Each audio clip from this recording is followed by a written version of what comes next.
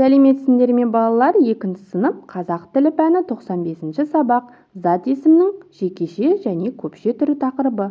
Бүгінгі сабақта сендер зат есімге көптік жалғауларын жалғауды үйренетін боласыңдар. Келесі жаңа сабақты жіберіп алмау үшін каналға тіркеліп қоңыраушаны басыңдар. 45-ші жаттығу өлеңді оқы. Төлдерім: бота төлі түйенің, құлын төлі биенің, қойдың төлі қозыны момыным деп білемін. Бұзау төлі сиырдың, ырыс құты үйімнің. Ешкі төлі лаққа, шұнағым деп сүйіндім. Авторы Арасанбай Естенов. Ал енді балалар өлеңдегі зат есімдерді тап, оларды зат есімнің көпше түріне айналдырып айт. Өлеңдегі зат есімдер: бота түйе, құлын бие, қой қозы, бұзау сиыр, ешкі лақ. Ал енді көптік жалғауын жалғап айтайық. Боталар түйелер, құлындар биелер, қойлар қозылар, бұзаулар сиырлар, ешкілер лақтар. Осылай көпше түрге айналдырамыз. 46-ші жаттығу мәтінді көшіріп жаз. Түйе 4 түліктің бірі, ол шөлге төзімді. Түйенің сүтінен шұбат жасалады.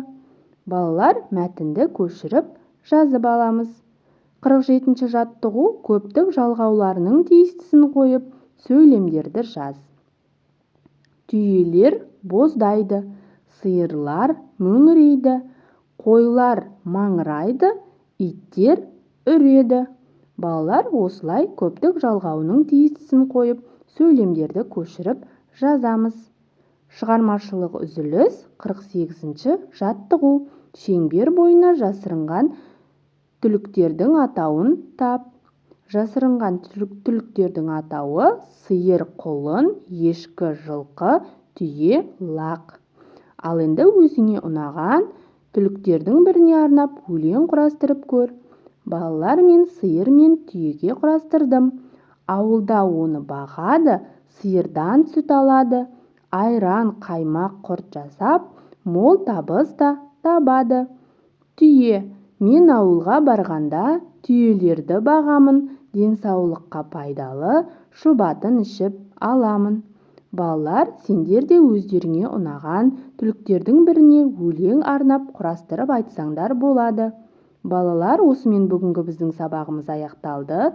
Барлық тапсырмалар түсінікті болды деген ойдамын. Менің каналыма тіркелмеген болсаңдар, видеоның төменгі жағындағы подписаться батырмасын басып, каналыма тіркеліп алыңдар. Келесі сабақта кездескенше сау болыңдар.